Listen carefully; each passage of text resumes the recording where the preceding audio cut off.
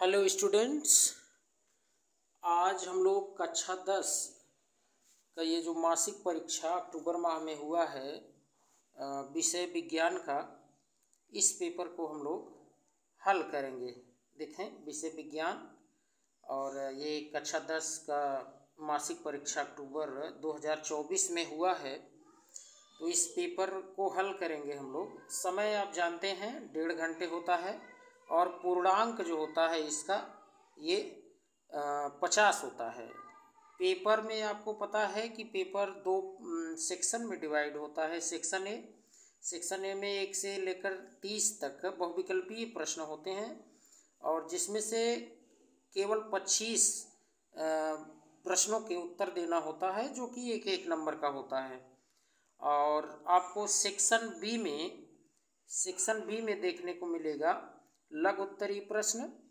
1 से 10 तक लघु उत्तरीय प्रश्न होते हैं, जिसमें किन्हीं 5 प्रश्नों के उत्तर देना होता है और ये 2 अंक का होता है। इसी सेक्शन बी में दीर्घ उत्तरीय प्रश्न भी होता है और ये दीर्घ उत्तरीय प्रश्न 11 से 15 तक होगा, जिसमें से किन्हीं 3 प्रश्नों का उत्तर देना होता है।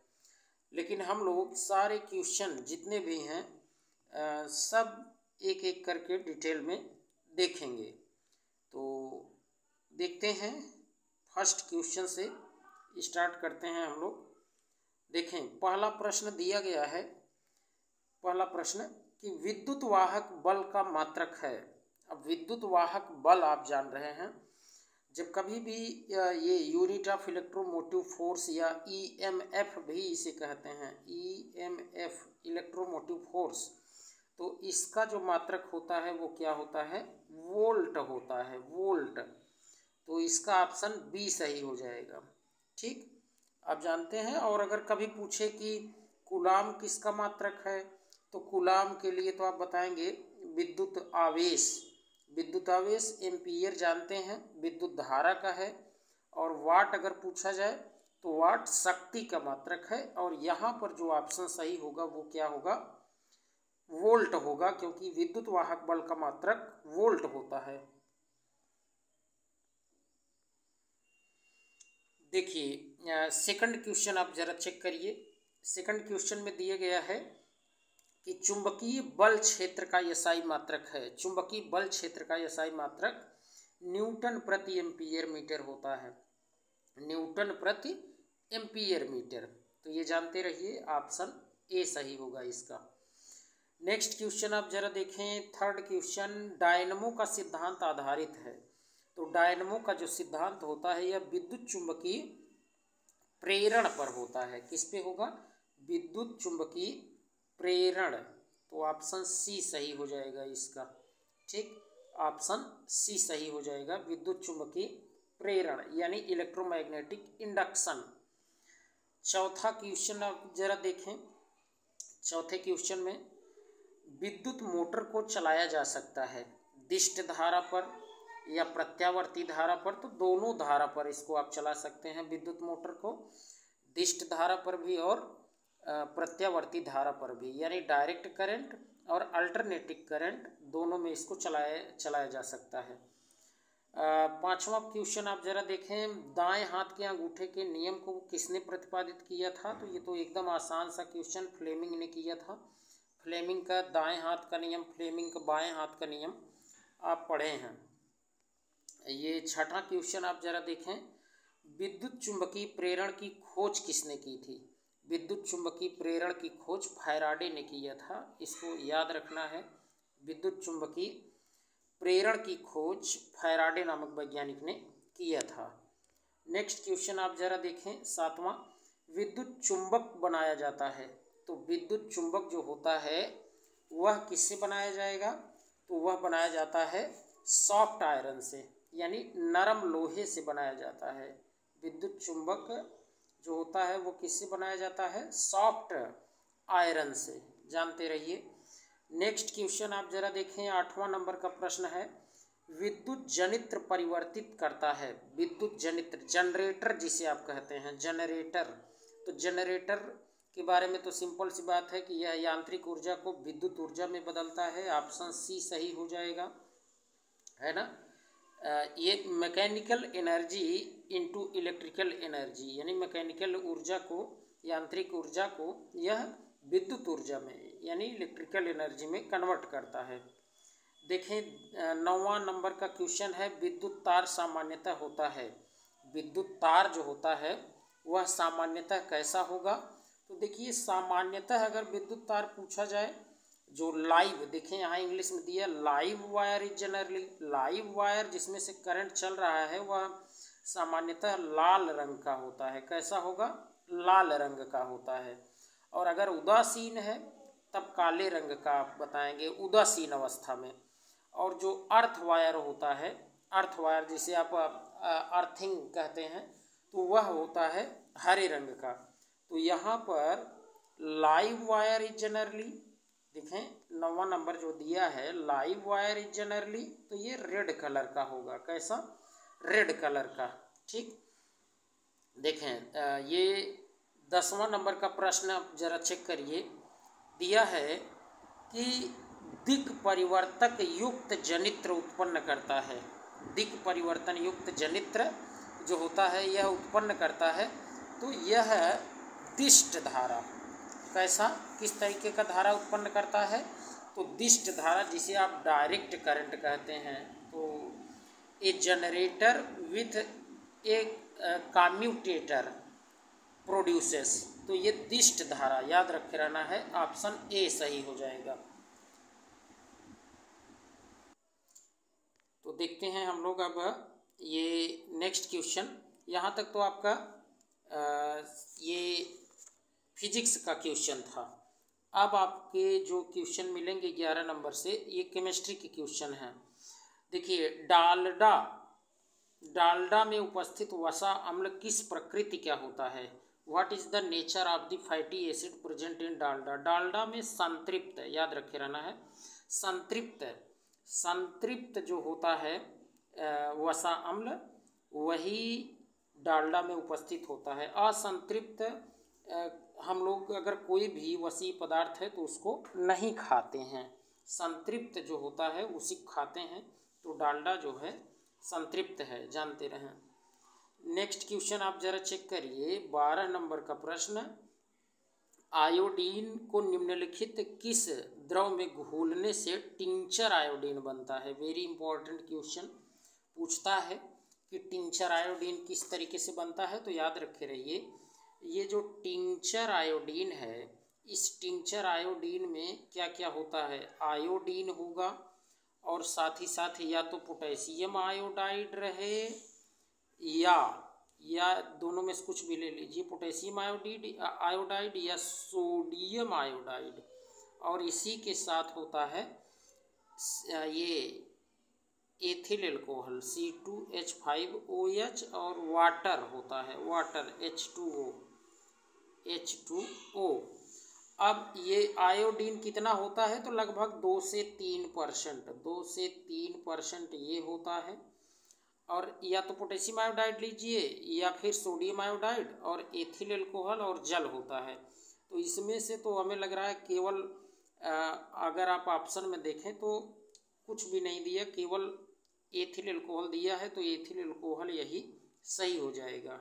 ठीक, नेक्स्ट क्वेश्चन देखें, 13 नंबर का प्रश्न आप जरा चेक करिए कि कैल्शियम कार्बाइड जल के साथ अपक्रिय करके बनाता है। कैल्शियम कार्बाइड का सूत्र है CaC2।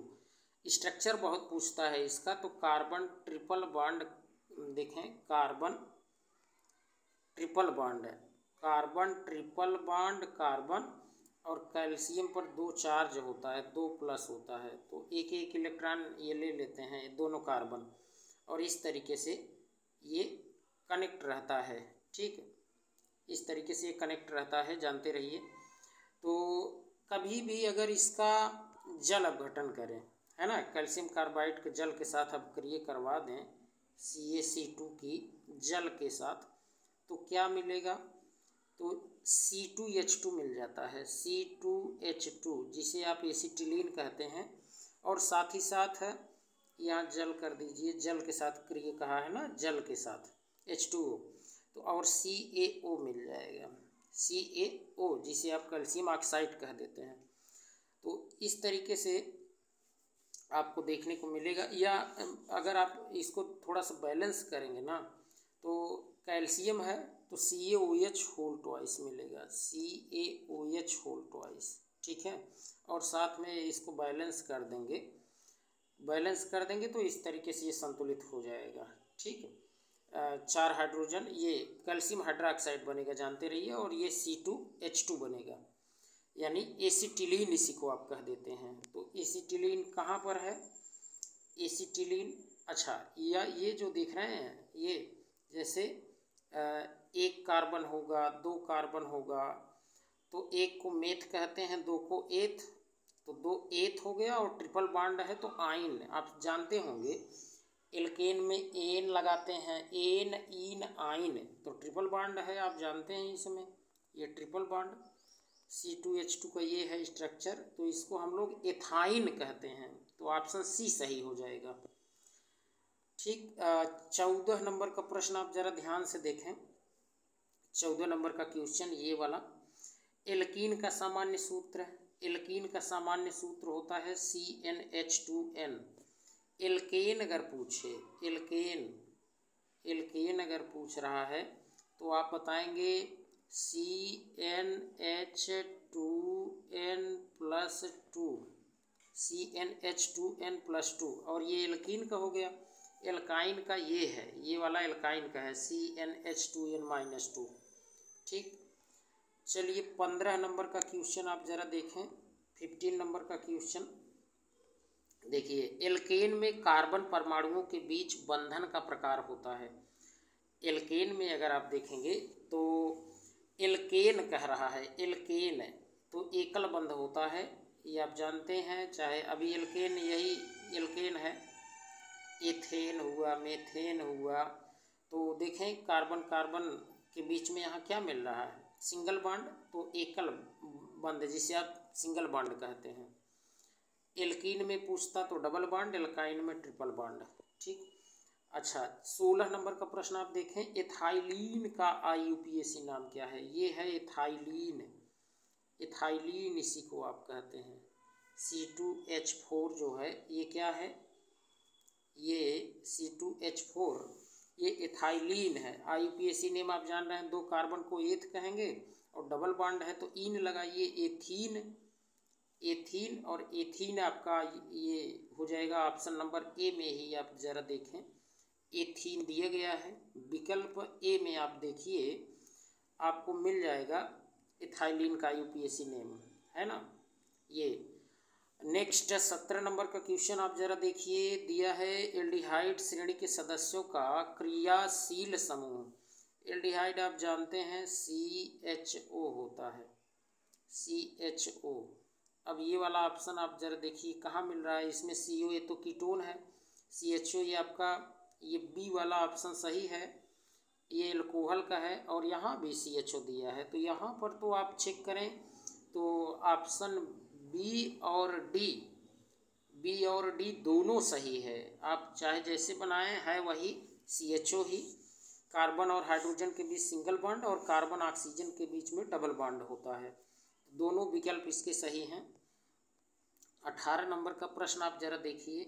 18 नंबर का क्वेश्चन है, एल्काइन में 2 कार्बन परमाणुओं के बीच, एल्काइन यही है एसिटिलीन, यहाँ ये जैसे आपका ये एल्काइन के अंतर्गत आएगा, कार्बन परमाणु के बीच में पूछा है, कार्बन परमाणु के बीच में, तो ट्रिपल बॉन्ड है, आप देख पा रहे होंगे 3 बंध होता है ना, कितने सहसंयोजक बंधन होते हैं, तो 3 होता है, ठीक।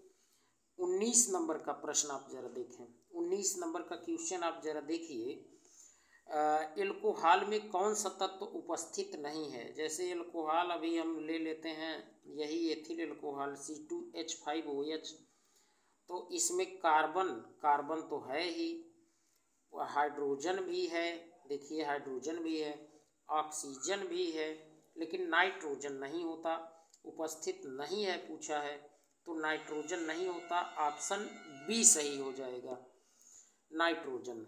देखें 20 नंबर का क्वेश्चन आप ज़रा देखिए। 20 नंबर का क्वेश्चन दिया है, निम्नांकित यौगिकों में कौन जल में अविलेय है, जल में नहीं घुलता? तो देखिए एथाइन जो है, एथाइन यही आप ले लीजिए, C2H2 को एथाइन कहते हैं। ठीक है, इसमें तो बहुत पोलैरिटी होती नहीं, ध्रुवता होती नहीं, तो इस तरीके से अगर चेक करेंगे तो ऑप्शन ए ही सही हो जाएगा, एथाइन वाला ही सही है। इथेनोइक अम्ल जो होता है, इथेनोइक अम्ल ये CH3COOH, इसमें तो कुछ थोड़ा बहुत होता है, H पार्शियल पॉजिटिव बनाता है, तो ये तो घुल जाएगा। इथेनॉल पता है C2H5OH, ये भी घुल जाएगा। ग्लूकोज C6H12O6 ऑलरेडी घुलता ही है हाइड्रोजन बंध के कारण। तो यहाँ पर आपका ऑप्शन ए सही हो जाएगा, एथाइन। क्वेश्चन नंबर 21 देखें। 21, एक वन पारिस्थितिक, यहाँ से बायो के क्वेश्चन शुरू हो गया है। एक वन पारिस्थितिक तंत्र में कितने पोषी स्तर होते हैं? अगर कभी भी जैसे पारिस्थितिकी तंत्र में पोषी स्तर पूछे तो पोषी स्तर, ट्रॉपिक लेवल आप जानते हैं, first trophic level, second trophic level, ऐसे फोर्थ ट्रॉपिक लेवल तक आपको ट्रॉपिक लेवल मिलता है, तो 4 हो जाएगा। जीवाणु कहलाते हैं, बैक्टीरिया और कार्ड, प्रोड्यूसर तो होता नहीं है, कंज्यूमर भी नहीं होता, ये होता है अपघटक। बैक्टीरिया क्या होता है? डीकम्पोजर होता है, डीकम्पोजर। ठीक, 23 नंबर का प्रश्न आप जरा देखें, 23rd क्वेश्चन। बाघ उपभोक्ता है, tiger is a consumer of. अच्छा, कंज्यूमर ऑफ, यहाँ पर आप देखें ये कंज्यूमर ऑफ पूछा है, वो भी ट्रॉपिक लेवल में पूछा है। और जब कभी भी ट्रॉपिक लेवल में अगर पूछ रहा है तो आप जानते हैं 3rd ट्रॉपिक लेवल में बाघ आएगा। बाघ किस में आएगा? 3rd ट्रॉपिक लेवल में आ जाएगा। जैसे जो प्रोड्यूसर हैं प्लांट्स, वो प्लांट्स, यहाँ पर प्लांट्स हो गए, प्लांट्स हो गया है तो प्रोड्यूसर हो गया। और इसको कौन खाता है? जैसे आप देखते हैं, गोट ले लीजिए, है ना, गोट, बकरियां खाती हैं ये सब। और इसी तरीके से फिर बकरियों को जैसे आप देखेंगे कोई और भी जो मांसाहारी जीव होते हैं वो खाएंगे। तो ये वाला फर्स्ट ट्रॉपिक लेवल हो गया, ये सेकंड हो गया, सेकंड। और बाघ जो है ये उच्च वाले में आ जाएगा, मतलब ये जो यहाँ पर होगा उसको बाघ खाएगा तो वो 3rd ट्रॉपिक लेवल में आ जाएगा। इसलिए आप बोलेंगे कि जो बाघ होता है ये 3य पोषी स्तर, मतलब 3rd ट्रॉपिक लेवल में आएगा। 24 नंबर का क्वेश्चन आप ज़रा देखें, ओजोन परत है, तो ओजोन परत तो हम लोगों के लिए क्या है? लाभदायक ही है। क्यों लाभदायक है? क्योंकि ये अल्ट्रावायलेट जो सन से, सूर्य से हानिकारक हार्मफुल अल्ट्रावायलेट रेज आती हैं उसको एब्जॉर्ब कर लेता है। तो इस तरीके से हम लोगों के लिए प्रॉफिटेबल ही है, लाभदायक ही है। ओजोन परत आप जानते हैं समताप मंडल में पाया जाता है, और ओजोन परत की मोटाई को डॉब्सन में मापते हैं। ओजोन दिवस 16 सितंबर को मनाया जाता है, ठीक, जानते रहिए। और क्लोरोफ्लोरोकार्बन से, CFC से, जिसे आप फ्रियान भी कहते हैं, तो उससे ये नष्ट हो रहा है। और CFC कहाँ से निकलता है? तो सबको पता है, ये एयर कंडीशनर, AC से और रेफ्रिजरेटर से, इन सब में प्रशीतक के रूप में यूज होता है, तो वहाँ से ये निकलता है। 25 नंबर का प्रश्न, निम्नांकित में से कौन एक जैव अनिम्नीकरण पदार्थ है? Which of the following is a non biodegradable, मतलब जिसको फिर से हम रिसाइकल न कर सकें, वो आपका DDT के अंतर्गत आएगा। DDT कागज और वाहित मल जल जो है, इसको तो फिर से ये गलित है, आप जानते हैं, ये सड़ जाता है, बट DDT जल्दी नहीं, तो इस तरीके से DDT इसका हो जाएगा। नेक्स्ट क्वेश्चन 26 नंबर का प्रश्न आप देखें, प्राथमिक उपभोक्ता कहलाता है, प्राइमरी कंज्यूमर कहा है। प्राइमरी कंज्यूमर तो शाकाहारी होता है, प्रोड्यूसर जो होता है उसी को जो खाता है उसी को हम प्राइमरी कंज्यूमर कहते हैं, तो शाकाहारी ही होता है। जैसे घास को कौन खाएगा? यही खरगोश खाएगा, बकरियां खाएंगी, तो ये सब प्राइमरी कंज्यूमर के अंतर्गत हैं, और खरगोश बकरियां शाकाहारी होती हैं। देखें 27 नंबर का क्वेश्चन, जैव आवर्धन प्रदर्शित करने वाला रसायन है।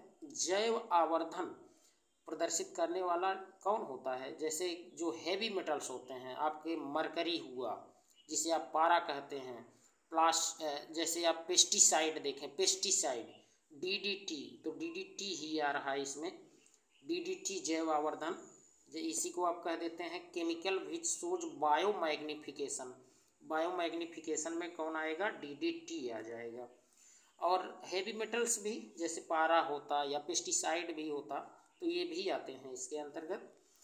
28 नंबर का क्वेश्चन आप जरा देखें, निम्नलिखित में कौन किसी पारिस्थितिक तंत्र का जैव घटक हो सकता है? जैव घटक, ध्यान दें, तो जैव घटक कौन हो सकता है? तो आपको पता है जैव घटक कौन होगा? कवक हो सकता है, कवक।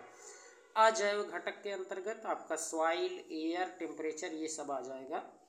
29 नंबर का प्रश्न आप जरा देखें, सीएफसी का व्यापक उपयोग होता है। सीएफसी का व्यापक उपयोग देखें, एयर कंडीशनर में भी होता है, जेट इंजन में भी होता है, रेफ्रिजरेटर में भी होता है। तो इनमें से सभी हो जाएगा, ये क्या होगा? इनमें से सभी। जेट इंजन में भी यूज करते हैं, जिससे इंजन जो है जेट इंजन वो ठंडा रहे प्रशीतक के रूप में।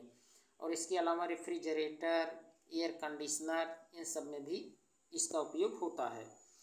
लास्ट क्वेश्चन देखें, 30 नंबर का प्रश्न, निम्नलिखित में कौन प्राकृतिक पारिस्थितिक तंत्र है?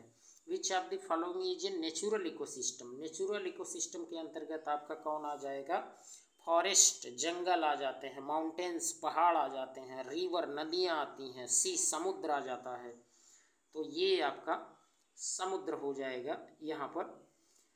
ठीक इस तरीके से बहुविकल्पी प्रश्न खत्म हो गए। अब हम लोग देख लेते हैं जल्दी जल्दी, ये सेक्शन बी में आपका लघु उत्तरीय प्रश्न। पहला प्रश्न आप जरा देखें, प्रत्यावर्ती धारा की आवृत्ति से आप क्या समझते हैं? प्रत्यावर्ती धारा की आवृत्ति से आप क्या समझते हैं? तो एकदम आसान सा प्रश्न, 1 सेकंड में धारा कितनी बार दिशा बदलती है? प्रत्यावर्ती धारा की आवृत्ति कहलाती है। 1 सेकंड में धारा कितनी बार दिशा बदलती है? 1 सेकंड में धारा कितनी बार अपनी दिशा को वो परिवर्तित करती है, वही उसकी प्रत्यावर्ती धारा की आवृत्ति कहलाती है। याद रखना है, सिंपल क्वेश्चन है। दूसरा प्रश्न आप देखें, ये लघु उत्तरीय प्रश्न है। चुंबकीय क्षेत्र उत्पन्न करने के 3 तरीकों को लिखना है। चुंबकीय क्षेत्र जो उत्पन्न करे, तो देखिए 3 तरीके, तो ये ऐसे मैं बोल रहा हूँ, आप सुनिए। चुंबकीय क्षेत्र कैसे उत्पन्न हो सकता है? चुंबकीय क्षेत्र देखिए निम्नलिखित तरीके से उत्पन्न हो सकता है। हम 3 तरीके बता रहे हैं। पहला, एक तो सीधे, सुनिएगा, सीधे धारावाही चालक तार में बहने वाली धारा के कारण उत्पन्न होता है चुंबकीय क्षेत्र। सीधे धारावाही चालक तार में बहने वाली धारा के कारण उत्पन्न होता है चुंबकीय क्षेत्र। और दूसरा ये कि जैसे तार के वृत्ताकार लूप में, तार के वृत्ताकार लूप में प्रवाहित धारा के कारण उत्पन्न होता है चुंबकीय क्षेत्र। तार के वृत्ताकार लूप में प्रवाहित धारा के कारण उत्पन्न होता है चुंबकीय क्षेत्र। और तीसरा पॉइंट ये है कि जैसे तार की बेलनाकार आकृति, एक तो वृत्ताकार लूप में, और दूसरा देखें तीसरा ये हो रहा है अब कि तार की बेलनाकार आकृति परिनालिका में प्रवाहित धारा के कारण उत्पन्न होता है चुंबकीय क्षेत्र। तो वीडियो को आप रोक करके उसको फिर से रिवर्स करके फिर से सुन सकते हैं। इस तरीके से आप जानते रहिए। तीसरा क्वेश्चन देखें, थर्ड क्वेश्चन, दिष्ट धारा और प्रत्यावर्ती धारा में क्या अंतर है? What is the difference between direct current and alternating current? तो इसको हम दिखाते हैं आपको। हाँ, तो यहाँ आप देख सकते हैं कि दिष्ट धारा और प्रत्यावर्ती धारा में अंतर। देखिए, दिष्ट धारा जो होता है ये हमेशा एक ही दिशा में बहती है। कौन? दिष्ट धारा। जबकि प्रत्यावर्ती धारा की दिशा समय समय पर बदलती रहती है। याद रखना है, दिष्ट धारा एक ही दिशा में बहती है, प्रत्यावर्ती धारा जो होती है वो उसकी दिशा समय समय पर बदलती रहती है। और देखें दिष्ट धारा जो होती है इसकी आवृत्ति अनंत होती है, जबकि भारत में प्रत्यावर्ती धारा की आवृत्ति 50 हर्ट्ज जो होती है। इसका मतलब ये है कि भारत में प्रत्यावर्ती धारा 1 सेकंड में 50 बार अपनी दिशा बदलती है। कितनी बार? 50 बार ये अपनी जो दिशा होती है उसको परिवर्तित करती है। और देखिए अंतर में, दिष्ट धारा को प्रेषित नहीं किया जा सकता है, जबकि प्रत्यावर्ती धारा को ट्रांसफार्मर की मदद से कहीं भी भेजा जा सकता है, याद रखना है। इसके अलावा दिष्ट धारा का इस्तेमाल बैटरी की ज़रूरत वाले इलेक्ट्रॉनिक उपकरणों में किया जाता है। दिष्ट धारा का इस्तेमाल बैटरी की ज़रूरत वाले इलेक्ट्रॉनिक उपकरणों में किया जाता है। वहीं प्रत्यावर्ती धारा का इस्तेमाल घरों और दफ्तरों में किया जाता है। घरों और दफ्तरों में किसका उपयोग? प्रत्यावर्ती धारा का। और बैटरी की ज़रूरत में इलेक्ट्रॉनिक उपकरण में दिष्ट धारा का उपयोग करते हैं, इस बात को जानते रहें। दिष्ट धारा को बैटरियों में संग्रहित किया जा सकता है। दिष्ट धारा को बैटरियों में संग्रहित कर सकते हैं, जबकि प्रत्यावर्ती धारा को नहीं किया जा सकता। दिष्ट धारा के मामले में हर तार को सही ध्रुवता के साथ जोड़ना जरूरी होता है, जबकि प्रत्यावर्ती धारा में ऐसा नहीं होता। और लास्ट आप जरा देखें कि समान विभव की प्रत्यावर्ती धारा से दिष्ट धारा ज़्यादा सुरक्षित होती है। समान विभव की जो प्रत्यावर्ती धारा से दिष्ट धारा जो होती है वो ज़्यादा सुरक्षित मानी जाती है। ठीक, तो नेक्स्ट क्वेश्चन देखते हैं। देखिए चौथा नंबर का प्रश्न है, किस परिस्थिति में फ्लेमिंग के दक्षिण हस्त नियम का उपयोग किया जाता है। तो ऐसी कौन सी परिस्थिति होती है जिसमें हम लोग ये क्या कहते हैं, हाँ, फ्लेमिंग का दक्षिण हस्त नियम इसका उपयोग करते हैं। तो इसको देखिए जरा ध्यान से, देखिए ध्यान दीजिए। फ्लेमिंग के दाहिने हाथ के नियम का उपयोग यानी इस्तेमाल तब किया जाता है जब कोई चालक चुंबकीय क्षेत्र में यात्रा करता है। कहाँ? चुंबकीय क्षेत्र में जब वो यात्रा करता है तब हम दाहिने हाथ के नियम का इस्तेमाल करते हैं। इस नियम का इस्तेमाल करके जनरेटर की कुंडलियों में धारा की दिशा का पता लगाया जा सकता है। इसके अलावा इस नियम के बारे में और भी कुछ आप जानकारी कर सकते हैं, जैसे फ्लेमिंग के दाहिने हाथ के नियम के मुताबिक अंगूठा तर्जनी पर और मध्यमा एक दूसरे के लंबवत होने चाहिए। अंगूठा चालक की गति की दिशा को ये बताता है, और तर्जनी जो होती है यह चुंबकीय क्षेत्र की दिशा को बताता है, और जो मध्यमा होती है, यह प्रेरित धारा की दिशा को बताती है। तो फैराडे के विद्युत चुंबकीय प्रेरण के नियम के मुताबिक जब कोई चालक चुंबकीय क्षेत्र में गति करता है तो चालक में विद्युत प्रवाह प्रेरित होता है। ठीक, नेक्स्ट क्वेश्चन देखते हैं। देखिए पांचवा क्वेश्चन, कार्बन एवं उसके यौगिक का उपयोग ईंधन के रूप में क्यों किया जाता है। तो सिंपल सी बात है, इसको आप जरा चेक करिए। देखिए ध्यान दीजिए, कार्बन और उसके यौगिकों का इस्तेमाल ईंधन के रूप में किया जाता है क्योंकि ये कई वजहों से फायदेमंद होता है। क्या क्या कारण है जिससे हम कार्बन एवं उसके यौगिक का उपयोग ईंधन के रूप में करते हैं। तो पहली बात तो ये स्वच्छ लौ में जलते हैं और धुआं नहीं छोड़ते, मेन बात। दूसरी बात, ये भी मुख्य बात ये है कि इसमें उच्च कैलोरी मान होता है ना, और इसका प्रज्वलन तापमान ज़्यादा होता है। इसका दहन जो है ये नियंत्रित किया जा सकता है, कम ज़्यादा कर सकते हैं आप लोग, और इन्हें संभालना भी आसान होता है। जैसे आप एक सिलेंडर में एलपीजी को भर दीजिए, कार्बनिक यौगिक ही है, उसमें ब्यूटेन और प्रोपेन होता है ना। आइसो ब्यूटेन आप जानते हैं, वो अक्सर आप देखते होंगे, आइसो ब्यूटेन वो ज़्यादा मात्रा में होता है। जलने पर ये बहुत ज़्यादा गर्मी, ऊर्जा और प्रकाश देते हैं, इसलिए इसका उपयोग किया जाता है। और कार्बनिक आधारित ईंधन दो मुख्य तरह के होते हैं, आप जानते हैं। ये कुछ अन्य जानकारी ले लीजिए, जैव ईंधन और जीवाश्म ईंधन। कोयला हुआ, प्राकृतिक गैसें, ये दुनिया की ज़्यादातर ऊर्जा का योगदान देते हैं, और हालांकि इनके इस्तेमाल की कुछ सीमाएं भी हैं। इनसे ज़्यादा ऊर्जा मिलने की वजह से इन्हें औद्योगिक कामों में इस्तेमाल किया जाता है। ठीक, हाँ, तो देखिए, ध्यान दीजिए, छठा क्वेश्चन है कि अभिक्रियाशील समूह किसे कहते हैं।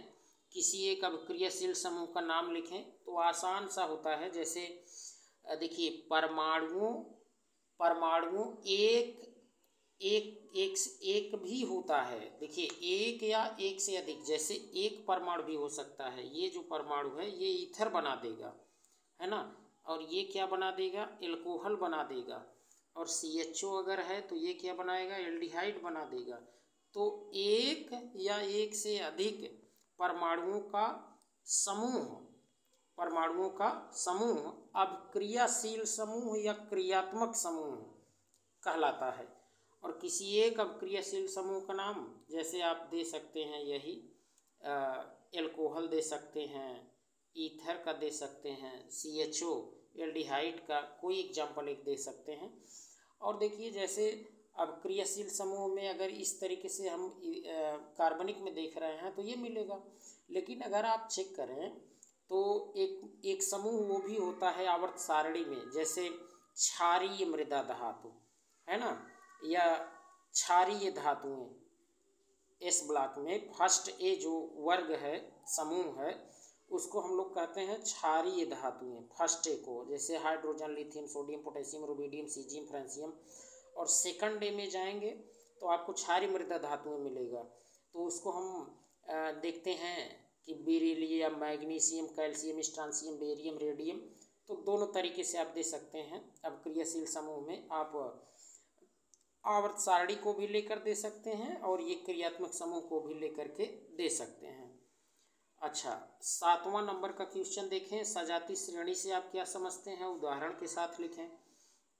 सजाती श्रेणी किसे कहते हैं। CH2 जो समूह होता है उसी के अंतर से बने हुए यौगिक को हम क्या कहते हैं, एक श्रेणी बना लेते हैं और उसी को सजाती श्रेणी कहते हैं। आपको दिखा रहे हैं, देखिए, कार्बनिक यौगिकों की एक ऐसी श्रेणी जिसमें सदस्यों के रासायनिक गुण समान हो और जिनमें एक सामान्य आणविक सूत्र से प्रकट किया जा सके, जिसको उसे ही सजाती श्रेणी कहते हैं। सजाती श्रेणी के बारे में कुछ और जानकारी आप देखें। सजाती श्रेणी के प्रत्येक यौगिक को एक दूसरे का सजात यानी कि होमोलॉगस कहते हैं। सजाती श्रेणी के दो क्रमागत सदस्यों में CH2 ग्रुप का अंतर होता है। सजाती श्रेणी के सभी सदस्यों के रासायनिक गुण लगभग समान होते हैं। अणुभार बढ़ने के साथ साथ श्रेणी के सदस्यों के भौतिक गुणों में क्रमिक परिवर्तन आता जाता है। सजाती श्रेणी का एक उदाहरण जैसे एल्केन जैसे आप देखें CH2, यहाँ से देखें, जैसे ये आपका CH4, मेथेन लीजिए, फिर इसके बाद एथेन लीजिए C2H6, फिर C3H8। ठीक है, इन सब में इसके बीच में अंतर कितने का है, CH2 का है ना। इसके बीच में अंतर कितने का है, CH2 का। ठीक, तो इस तरीके से सजाती श्रेणी ये एल्केन का बन गया। ऐसे एल्कीन का बना सकते हैं, एल्काइन का बना सकते हैं। तो एल्केन का जो सामान्य सूत्र है CnH2n+2, इसी की सहायता से बना सकते हैं। n बराबर यहाँ नंबर आप कार्बन रखते जाइए। ठीक, तो इस तरीके से सजाती श्रेणी प्राप्त कर सकते हैं। देखें, जैसे एल्केन में दिया ही है ना, methane, ethane, propane, butane, pentane, hexane, heptane. ठीक है, etc। देखिए, यहाँ आपको 8वां प्रश्न मिलेगा, पर्यावरण क्या है। पर्यावरण किसे कहते हैं। तो देखिए, सिंपल सी बात है, पर्यावरण किसे कहते हैं, हमारे आसपास का जो जितना भी ये वातावरण है उसी को हम लोग क्या कहते हैं, पर्यावरण कहते हैं। ठीक, और इसके बारे में और भी जानकारी आप प्राप्त कर सकते हैं। देखिए, पर्यावरण का मतलब है कि पृथ्वी पर मौजूद सभी जीवों के जीवन और विकास को प्रभावित करने वाली स्थितियाँ, जैसे हमारे चारों ओर किस तरीके का मौसम बदल रहा है, वहाँ का वातावरण कैसा है, ये सारी परिस्थितियाँ, यह जीवों का तात्कालिक परिवेश ही है जिसमें वे रहते हैं और काम करते हैं। पर्यावरण भौतिक, रासायनिक और जैविक घटकों से मिलकर बना होता है। ये घटक एक दूसरे के साथ मानवीय गतिविधियों से परस्पर क्रिया करते हैं। पर्यावरण जीवों के जीवन को प्रभावित करता है और जीव भी पर्यावरण को प्रभावित करते हैं। पर्यावरण के बारे में कुछ और बातें आपको यहाँ मिलेगा। पर्यावरण जो शब्द है यह दो शब्दों से मिलकर बना है, परि और आवरण। परि का मतलब होता है हमारे चारों ओर और आवरण का मतलब होता है हमारे चारों ओर से घिरे हुए।